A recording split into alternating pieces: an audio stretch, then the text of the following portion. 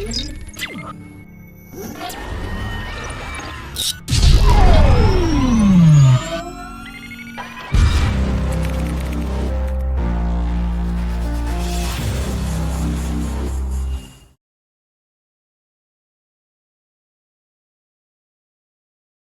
பிள்ளைகள், நுண்ணங்கிகளோட முக்கியத்துவம் பற்றி பார்த்து கொண்டிருக்கிறோம். 1.2 உணவுப் பொருட்களில் நுண்ணங்கிகள தொழிற்பாட்டை நாங்கள் பார்த்துட்டு 1.3 உபாலகில் நுண்ணங்கிகளின் மூலம் மனிதனுக்கும் மனித தொழிற்பாட்டுக்கும் ஏற்படும் பாதிப்புகள் தொடர்பாக நாங்கள் பார்க்க போகிறோம். ரைட்.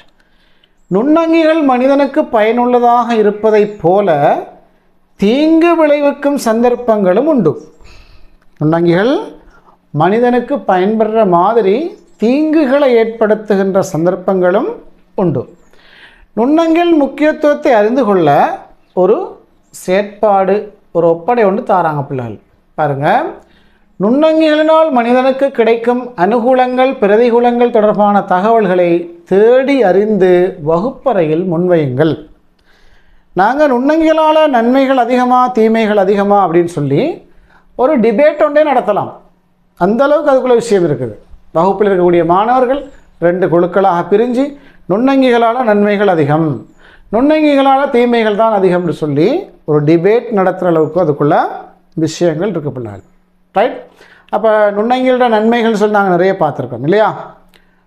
என்ன சொல்லலாம்? நுண்ணங்கிகளோட நன்மைகள் கைத்தொழில்துறைக்குள்ள, மருத்துவத்துறைக்குள்ள, விவசாயத்துக்குள்ள, சூழல் காப்பு நடவடிக்கைகளில், இந்த மாதிரி பல சந்தர்ப்பங்களில் நுண்ணங்கிகளோட நன்மைகள் இருக்குது. அதே போல் நுண்ணங்கிகளால் உணவு பழுதடையுது. மனிதனுக்கு பிரயோசனமான பொருளாதார முக்கியத்துவம் வாய்ந்தது எல்லாத்துக்கும் நுண்ணங்கி பிரச்சனை ஏற்படுத்துது. இந்த மாதிரி நுண்ணங்கிகளால் நன்மைகள் தீமைகள் 2ம் கலந்ததாக இருக்குது. நன்மை கூடவா தீமை கூட வேண்டா, நன்மைதான் கூட. ஓகே, நுண்ணங்கிகளின் அனுகூலங்களை பற்றி நாங்கள் இப்போ பார்க்க போகிறோம். நுண்ணங்கிகளினால் மனிதனுக்கு கிடைக்கும் சாதகமான விளைவுகள் பல வகைப்படும். கைத்தொழிலின் போது பயன்படுத்தப்படும். அதுபோல் இறந்த தாவர விலங்கு பகுதிகளை சிதைவடைய செய்ய பயன்படுத்தப்படுது. பீடைகளை கட்டுப்படுத்துறது போன்ற பல்வேறு விதமான செயல்பாடுகளில் நுண்ணங்கி பயன்படுத்தப்படுது. இதை நீங்கள் 9ஆம் ஆண்டில் இது சம்மந்தமாக நுண்ணங்கியோட பிரயோகம்ன்றதுக்குள்ளே விரிவாக படிப்பீங்க பிள்ளைகள். அப்போ கைத்தொழில் துறையில் நுண்ணங்கி பயன்படுது. இறந்த தாவர விலங்கு பகுதிகளை சிதைவடைய செய்தல்னா உக்கி போகிறது, உக்கலடைதல் அல்லது உக்கலடைய செய்தல் அப்படின்னு சொல்லி நாங்கள் சொல்லலாம். உக்கலடைய செய்தல். ரைட். இறந்த தாவர விலங்கு பதார்த்தங்கள் உக்கி மக்கி போகாமல் இருந்தால் இந்த பூமி மொத்தமுமே குப்பை குளங்களால் நிறைந்து விடும். யோசிச்சு பாருங்கள். மரத்திலிருந்து விழுகின்ற இலைகுலைகள், கழிவுகள், தாவர கழிவு, விலங்கு கழிவுகள் இதெல்லாம் உக்கி போகல் என்றால் என்ன நடக்கும்? பூமி ஒரு குப்பை தொட்டியாக மாறிவிடும். அப்போ இந்த இறந்த தாவர விலங்கு கழிவுப் பொருட்களை உக்கி மறுபடியும் மண்ணோட மண்ணாக மாற்றுகின்ற வேலை அந்த நுண்ணங்கி செய்து. இது ஒன்றே மிக மகத்தான ஒரு பணி நுண்ணங்கி செய்யக்கூடியது பிள்ளை. ஓகே, கவனிங்க. மனிதன் பண்டை காலத்திலிருந்து இன்று வரை பல்வேறு கைத்தொழில்களுக்கு நுண்ணங்கிகளை பயன்படுத்தி வருகின்றான். அதற்கான சில உதாரணங்களை உங்களுக்கு தந்திருக்கிறாங்க. பண்டை காலத்தில் இருந்து மனுஷன் நுண்ணங்கியை பயன்படுத்தி பாலை தயிராக மாற்றுறான்.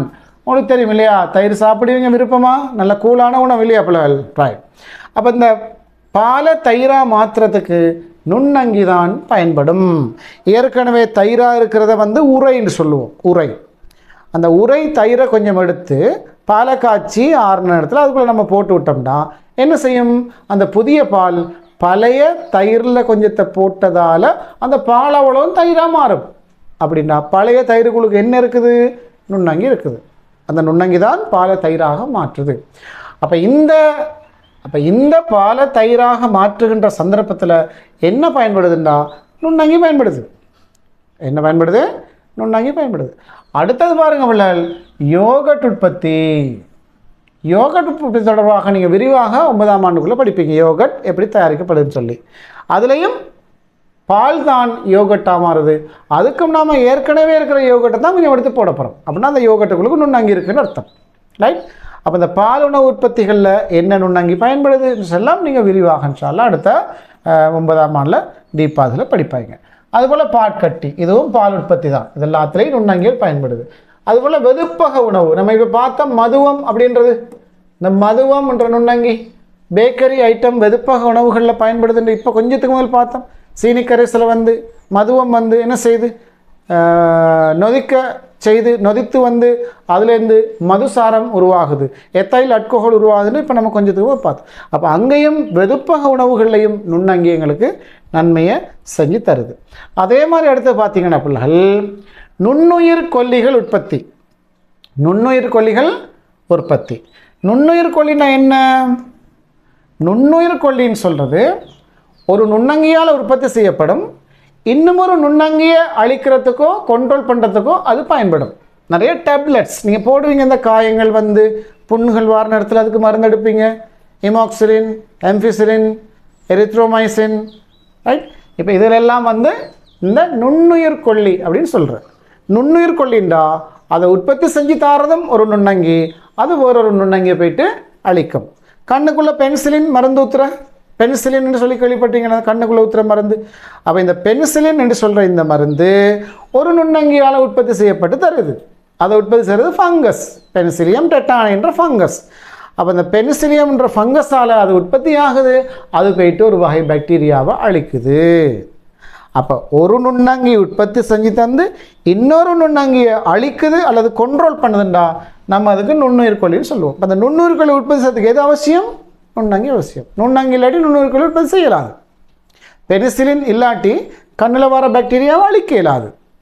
அதுக்கு அந்த பெனிசிலின்ற மருந்து அவசியம். அப்போ அந்த நுண்ணுயிர் கொல்லிகளில் நுண்ணங்கி எங்களுக்கு நன்மை செய்து பிள்ளைகள். அது மாதிரி தான் அடுத்த நிற்புடன வேக்சின்கள். வேக்சின்னா என்ன பிள்ளைகள்? நோய் தடுப்பூசின்னு சொல்லுவாங்க. பிறந்த பிள்ளையிலேருந்து 3 நாளைக்கு ஒருக்கா, 1 மாதத்துக்கு, 2 மாதத்துக்கு, 6 மாதத்துக்கு, ரைட், 1 வருஷத்தில், 5 வருஷத்தில் இப்படி ஊசி போடுவாங்க. எல்லாருக்கும் ஊசி போட்டிருக்காங்க இல்லையா? ரைட். இந்த நிற்புடன வேக்சின் அப்படின்னு சொல்கிறது ஒரு நோய் வரும் முன்னாடி அந்த நோய்க்கான பாதுகாப்பு நடவடிக்கைகளை மேற்கொள்கிறது தான் இந்த நிற்புடன வேக்சின்னு சொல்கிறது. ரைட். அப்போ நிற்புடன வேக்சின்களை உற்பத்தி செய்கிறதுக்கு எதை பயன்படுத்துவாங்கன்னா நுண்ணங்கிகளை தான் பயன்படுத்துவாங்க. ரைட். அது ஒன்றில் இறந்த நுண்ணங்கியாக இருக்கும். இறந்த நுண்ணங்கியை உடம்புக்குள்ள அனுப்பினா எங்களோட உடம்பு பார்க்கும், ஆஹா எதிரி வந்திருக்கிறான்னு சொல்லி அந்த எதிரியை அழிக்கிறதுக்கான ஆயுதங்களை எங்களோட உடம்பு தயார் பண்ணும். அப்போ இறந்த நுண்ணங்கிகளை உடம்புக்குள்ள அனுப்பியும் சில வேக்சின்கள் தயாரிக்கப்படும். அது மாதிரி அது உயிருள்ளது தான், ஆனால் அவரை செயல்படாமல் ஆக்குறது, செயல்படாமல் ஆக்கி அந்த நுண்ணங்கி உடம்புக்குள்ள அனுப்புறது. கையால் காலை கட்டி போட்டு அனுப்பினா என்ன செய்யலாது? அவருக்கு அந்த வேலை செய்யலாதானே. அது மாதிரி நுண்ணங்கிகளை செயல்படாமல் ஆக்கி அவங்கள உடம்புக்குள்ளே ஏற்றி வேக்சின்களை தயாரிப்பாங்க. அது மாதிரி பிள்ளைகள் சில நுண்ணங்கிகளோட உடல் பகுதிகள் எடுத்து அதை போட்டு தயாரிப்பாங்க. இன்னும் சில சந்தர்ப்பங்களில் நுண்ணங்கிகளால் உற்பத்தி செய்யப்படுகின்ற நஞ்சுக்கள் இருக்குது. அதை நம்ம சொல்கிறோம் டாக்ஸின்னு சொல்லி. அந்த டாக்ஸின்கள் எடுத்து என்ன செய்வாங்கன்னு கேட்டால் அதில் உள்ள நச்சுத்தன்மையை இல்லாமல் ஆக்கி நம்மளோட உடம்புக்கும் மருந்தாக வேக்சினாக ஏற்றுவாங்க. இப்படி பல்வேறு விதமான நிற்புடன வேக்சின்கள் காணப்படுது பிள்ளைகள். அண்மைய நாட்களில் கொரோனாக்கும் வேக்சின் ஏற்றுனாங்க தெரிந்தானே உங்களுக்கு? கொரோனா தடுப்பூசி ஏற்றுனாங்க. நிறைய நோய்களுக்கு தடுப்பு மருந்து ஏற்றுறது. போலியோ, சின்னமுத்து, ருபெல்லா, இப்படி பல நோய்களுக்கு தடுப்பு மருந்து ஏற்றுறது. இந்த தடுப்பு மருந்துகள் அந்த நோயை வராமல் தடுக்கின்ற அதே நேரத்தில் பிள்ளைகள் அதால் சில பக்க விளைவுகள், சில சைடு எஃபெக்டும் அந்த வேக்சின்களால் இருக்குது அப்படின்றது மறுக்கிறதுக்கு இல்லை. ஓகே, இப்போ அடுத்ததாக நாம் பார்ப்போம் வினாகிரி அல்லது மதுசார உற்பத்தி, அல்கஹால் மற்றும் வினாகிரி தயாரிப்பு. இப்போ வினாகிரி தயாரிக்கிறன்றது பிள்ளைகள் இயற்கையாக வினாகிரி தயாரிக்கிற சில முறைகளும் இருக்குது, செயற்கையாக வினாகிரி தயாரிக்கிற சில முறைகளும் இருக்குது. இதில் செயற்கையான வினாகிரி தயாரிப்புனா என்ன? அதாவது அசட்டிக் அமிலத்தை உற்பத்தி செஞ்சு அந்த அசட்டிக் அமிலத்தை ஐதாக்கினம்டா அது வினாகிரி. ஐதான அசட்டிக் அமிலம் ரொம்ப ஐதாக்கினம்டா அதுக்கு பேர் வினாகிரி. இது செயற்கையாக தயாரிக்கிற. இயற்கையாக வினாகிரியை தயாரிக்கிறதுக்கு பிள்ளைகள் என்ன செய்கிறண்டா, நுண்ணங்கி தொழிற்பாடு அங்கே அவசியம். அதாவது தேங்காய் தண்ணீர், தேங்காய் தண்ணீருக்கு தானே, இந்த தேங்காய் தண்ணியில் இருந்து வினாகிரியை தயாரிக்கலாம். அங்கே ஆரம்பத்தில் அந்த தேங்காய் தண்ணி என்னவா மாறும்னு கேட்டால் எத்தைல் ஆல்கஹாலாக மாறும். அந்த எத்தைல் ஆல்கஹாலிலிருந்து மதுபரி விநாகிரி தயாரிக்கப்படும். அப்போ இந்த விநாகிரி அல்லது மதுசாரம் தயாரிக்கிற சந்தர்ப்பங்கள் எல்லாம் நுண்ணங்கி பயன்படுத்தப்படும். அதுபோல உணவாக நேரடியாக உணவாகவே நுண்ணங்கி பயன்படுத்தப்படுகிறது. நேரடியாக உணவாகவே நுண்ணங்கி பயன்படுத்தப்படுது. அது என்ன? காளான். காளான் ஒரு சிறந்த புரத உணவு. எந்த விதமான பக்க விளைவுகளும் இல்லாமல், கொலஸ்ட்ரால் அந்தந்த பிரச்சனைகள் சிக்கல்கள் இல்லாத, மாட்டிறைச்சியோ கோழியிறைச்சியோ ஆட்டிறைச்சியோ சாப்பிட்ற இடத்துல அதாலேயும் ஏராளமான விளைவுகள் பிரச்சனைகள் ஏற்படுது. அந்த மாதிரி பிரச்சனைகள் இல்லாத ஒரு முழுமையான சிறந்த புரத உணவு தான் இந்த காளான் அப்படின்னு சொல்கிறது. ரைட். இதெல்லாமே நுண்ணங்கிகளில் பிரயோசனம் பிள்ளைகள். பாருங்கள், நுண்ணங்கில எவ்வளோ நன்மைகள் கிடைக்குதுன்னு சொல்லி. ரைட். அதுபோல் இன்னும் சொல்கிறாங்க பாருங்கள், கூட்டு பசலை உற்பத்தி. கூட்டு பசலை உற்பத்தி. இந்த கூட்டு பசலை எப்படி தயாராகுது? இறந்த தாவர விலங்கு கழிவு பதார்த்தங்கள் இல்லையா, தாவர விலங்கு கழிவு பதார்த்தங்களை கொஞ்சம் தண்ணி சேர்த்து நாங்கள் அப்படியே குவிச்சு வச்சோம்டா அதில் மண்ணில் வாழக்கூடிய நுண்ணங்கிகள் அதை கூட்டு பசலையாக மாற்றுது. எனவே கூட்டு பசலை உற்பத்திலையும் நுண்ணங்கி பயன்படுத்தப்படுகிறது. அதே மாதிரி அடுத்ததான் பிள்ளைகள் பயோகேஸ் என்ற உயிர்வாயு உற்பத்தி. இந்த உயிர்வாயு உற்பத்திலையும் என்ன பயன்படுதுண்டா? நுண்ணங்கிகள் பயன்படுது. உயிர்வாயு உற்பத்தி எப்படி நடக்குதுண்டா? இது ஏர்டைட், அதாவது இந்த தொட்டிகள் தயாரிக்கிற வழி உள்ளே போகாத வகையில் அந்த தொட்டிகள் ஏர்டைட் தொட்டிகளாக அது அமைக்கப்படும். அந்த தொட்டிகளுக்குள்ளுக்கு தாவர விலங்கு கழிவுகளையும் சேர்த்து தண்ணியையும் சேர்த்து நல்லா கூழாக்கி விட்டோம்டா அந்த இறந்த தாவர விலங்கு கழிவுகள் அல்லது விலங்குகள்லேருந்து போகிற கழிவுகள், ஆட்டரு, அது மாதிரி மாட்டுச்சாணம், மனிதண்ட கழிவுகள் எதுவாக இருந்தாலும் எல்லாத்தையும் மிக்ஸ் பண்ணி அதில் தண்ணியையும் சேர்த்து மிக்ஸ் பண்ணி காற்று போகாத வகையில் நம்ம அடைச்சி வச்சோம்டா அதுக்குள்ளே இருந்து கேஸ் ஃபார்ம் ஆகி வரும். அந்த கேஸை நம்ம சொல்கிறது உயிர்வாயு. பயோகேஸ். உயிரங்கின்ற பிரிந்து வந்த பகுதிகளில் இருந்து அந்த கேஸ் உற்பத்தி செய்யப்படுறதால அதுக்கு பேர் பயோகேஸ், உயிர்வாயுன்னு சொல்கிறது. இந்த உயிர்வாயுவில் பிரதானமாக மெத்தேன் அப்படின்ற ஒரு வாயு இருக்கும். அப்போ அந்த வாயு உற்பத்தி செய்யக்கூடிய அந்த நுண்ணங்கி மெத்தனோகோக்கஸ் அப்படின்னு சொல்லுவோம். இப்போ இந்த நுண்ணங்கிகளால், இது போன்ற பாக்டீரியாக்களால் இந்த உயிர்வாயு உற்பத்தி செய்யப்படுகிறது. ஓகே பிள்ளைகள், இப்போ நம்ம அதோட அதே மாதிரி இன்னொன்று பார்க்குறோம்னு கேட்டால் தும்பு கைத்தொழில். தும்பு கைத்தொழில். தேங்காய் உரிமட்டை இருக்குதானே, தேங்காயின் உரிமட்டையில் இருந்து தும்பு உற்பத்தி செய்யப்படுது. அதுக்கு என்ன செய்வாங்க? இந்த தேங்காய் உரிமட்டையை தேங்கி நிற்கிற தண்ணியில் கொண்டு போயிட்டு போட்டு 2-3 மாதங்களுக்கு அதை ஊற விடுவாங்க. அப்போ அங்கே வாழ்கின்ற ஒரு நுண்ணங்கி, ஒரு பாக்டீரியா என்ன செய்யணும்னு கேட்டால், இந்த உரிமட்டை, தேங்காய் உரிமட்டையில் தும்புகளை ஒட்டி வச்சிருக்கிற அந்த சேர்வை, அந்த பெக்டேட்டு சேர்வை, அதை அங்கே வார நுண்ணங்கி பாக்டீரியாவால் ஒரு நொதியம் சுரக்கப்படும். பெக்டினேஸ் என்ற ஒரு நொதியம்.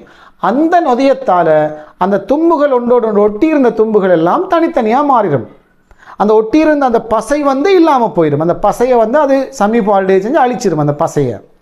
அப்போ தும்புகளோட ஒட்டியிருந்த அந்த பசை இல்லாமல் போகிற நேரத்தில் தனித்தனி தும்புகளாக அது மாறிவிடும். அப்போ தும்பு கைத்தொழிலோட சேரத்துக்கும் நுண்ணங்கி அவசியப்படுது பிள்ளைகள். இப்படி பாருங்கள், ஏராளமான நன்மைகள் இந்த நுண்ணங்கிகளால் நமக்கு கிடைக்குது. இதெல்லாம் விரிவாக நீங்கள் 9ஆம் ஆண்டில் டீப்பாக படிப்பீங்க. தும்பு கைத்தொழில் சம்மந்தமாக படிப்பீங்க, உயிர்வாயு உற்பத்தி சம்மந்தமாக படிப்பீங்க, அதுபோல் வேக்சின் உற்பத்தி, இதெல்லாம் விரிவாக நீங்கள் 9ஆம் ஆண்டுக்குள்ளே படிப்பீங்க பிள்ளைகள். ஓகே, நாங்கள் அடுத்த விஷயத்துக்கு வரப்போகிறோம். நுண்ணங்கிகள் இறந்த தாவர விலங்குகளின் பகுதிகளை பிரிந்தழிய செய்கின்றன. அதாவது தாவரங்களோ விலங்குகளோ இறந்த அல்லது அது பிரிந்து போன இலைகுலைகள், கழிவுகள், குப்பை கூடங்கள் எல்லாத்தையும் நுண்ணங்கி பிரிந்தழிய செய்து.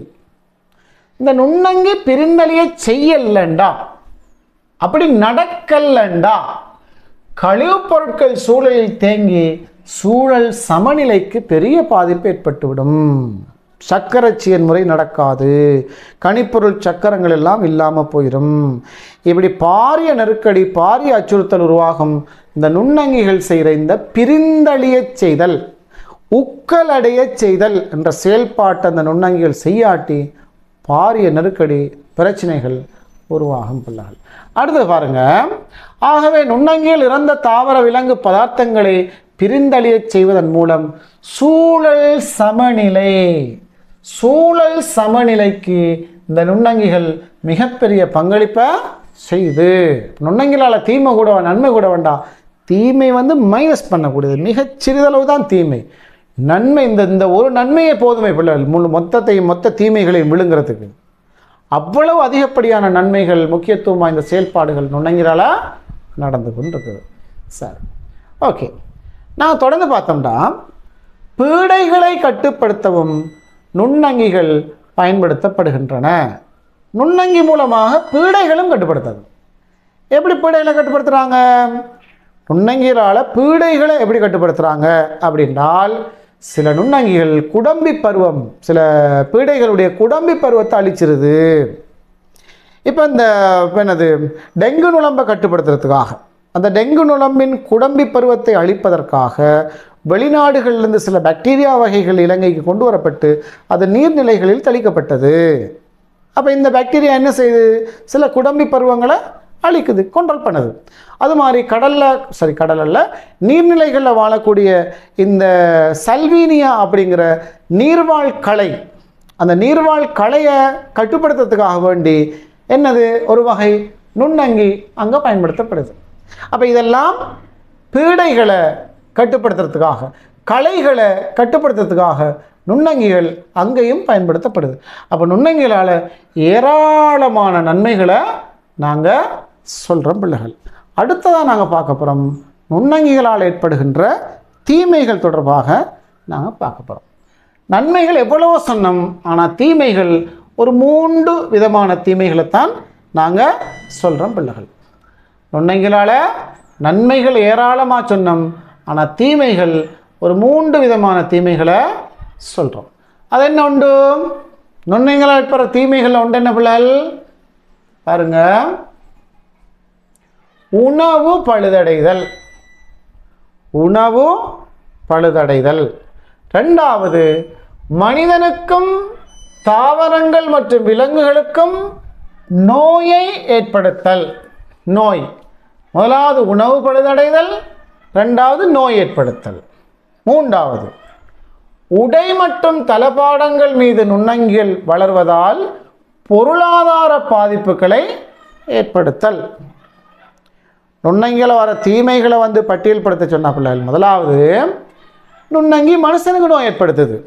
நோய்கள் நிறைய வருதா இல்லையா மனுஷனுக்கு நுண்ணங்கிலால் உண்டு. ரெண்டாவது, நுண்ணங்கி தாவரங்களுக்கு நோய் ஏற்படுத்துது. மனுஷனுக்கு முக்கியத்துவம் வாய்ந்த பிரயோசனம் அளிக்கக்கூடிய தாவரங்களுக்கு நுண்ணங்கி நோயை ஏற்படுத்துது. மூன்றாவது, நுண்ணங்கிகளால் விலங்குகளுக்கு நோய் வருது. நாலாவது, நுண்ணங்கிகளால் மனுஷனுக்கு முக்கியத்துவம் வாய்ந்த பொருளாதார முக்கியத்துவம் வாய்ந்த கட்டடங்கள், தளபாடங்கள், ஆடைகள், பொருட்கள் இதெல்லாத்தையும் நுண்ணங்கி பழுதடைய செய்து. இது நாலாவது நுண்ணங்கிகளால் ஏற்படுற பிரச்சனை. ரைட், அடுத்து பாருங்க பிள்ளைகள், நுண்ணங்கிகள் மூலமாக இன்னொன்று நம்ம என்ன சொல்கிறோம்னு கேட்டால் உணவு பழுதடைய செய்தல். என்ன செய்கிறது? உணவு பழுதடைதல் அப்படிங்கிறது நுண்ணங்கிகளால் வர இன்னும் ஒரு பிரச்சனை. அப்போ இந்த உணவு பழுதடைதல் தொடர்பாக நம்ம ஏற்கனவே பார்த்துருந்தானே. இந்த உணவு பழுதடைதல் தொடர்பாக நாங்கள் ஏற்கனவே பார்த்துட்டோம். சாப்பாட்டில் உணவு எப்படி தொழிற்பட்டுச்சு, எப்படி பழுதடைஞ்சிச்சு, என்னென்ன வகையான உணவுப் பொருட்கள் பழுதடைகிறதுக்கு என்னென்ன பேர் சொல்கிறது, அதெல்லாம் நம்ம ஏற்கனவே பார்த்துட்டோம். அப்போ உணவு பழுதடைதலுக்கு அடுத்தபடியாக நுண்ணங்கிகளால் ஏற்படுற பாதிப்புகள் சொல்கிற நேரத்தில் ஒன்று மனுஷனுக்கு நோய் வார, தாவரங்களுக்கு நோய் வார, விலங்குகளுக்கு நோய் வார, பொருளாதார முக்கியத்துவம் வாய்ந்த பொருட்களுக்கு நுண்ணங்கி பாதிப்பு ஏற்படுத்துது. அதோட உணவு பழுதடைதலையும் சேர்த்தா 5. அப்போ நுண்ணங்கிகளால் ஏற்படுற பாதிப்புகள் எத்தனை பிள்ளைகள்? 5 விதமான பாதிப்புகளை நுண்ணங்கிகள் மனுஷனுக்கு ஏற்படுத்தி தருது. உங்களுக்கு ஞாபகம் இருக்கா? நாங்கள் முன்னாடி ஒரு டியூட் ஒன்று சொன்னோம். இந்த டியூட்டை நீங்கள் டவுன்லோட் பண்ணி பிரிண்ட் பண்ணி கையில் எடுத்து வச்சுக்கொண்டு இந்த பாடத்தை படிங்கன்னு சொல்லி, அப்படி படிச்சிங்கன்னு சொல்லி சொன்னால் உங்களுக்கு இந்த பாடம் மிக தெளிவாக புரிந்து கொள்ள கூடியதாக இருக்கும். சரி, ஓகே. அந்த கேள்விகளுக்கு நீங்கள் விட எழுதி வந்தீங்கன்னா நாங்கள் விளங்கப்படுத்துகிற அந்த விளக்கத்தை கொண்டு நீங்கள் கேள்விக்கு விடலை கொண்டு வந்தீங்கன்னா அது கடைசிக்கு அந்த எக்ஸாமுக்கு வந்து எழுதுறதானே பிள்ளைகள். நம்ம எந்த அளவு எழுதுகிறோமோ அந்த அளவுக்கு தான் புத்திசாலின்னு தான் கணக்கெடுக்கப்படுது. ஒரு பரீட்சை மூலமாக ஒரு மனுஷன் புத்திசாலித்தனம் எப்படி கணக்கெடுக்கப்படுது? அவன் எந்த அளவுக்கு எழுதுறான்னு சொல்லி, இப்போ எழுதுறது தான் ஒரு மனுஷனுடைய புத்திசாலித்தனத்தை தீர்மானிக்குது. எனவே நீங்கள் அந்த டியூடை பிரிண்ட் பண்ணி வச்சுக்கொண்டு அதிலிருந்து எழுதுறதுக்கு கொஞ்சம் ட்ரை பண்ணுங்க பிள்ளை. அந்த கேள்விகளுக்கு விடை எழுதுறதுக்கு ஒரு முயற்சி எடுங்க. ஓகே, நாங்கள் அடுத்ததாக பார்க்க போகிறோம் நுண்ணங்கிகளினால் மனிதனுக்கு ஏற்படும் நோய்கள் தொடர்பாக பார்க்க போகிறோம்.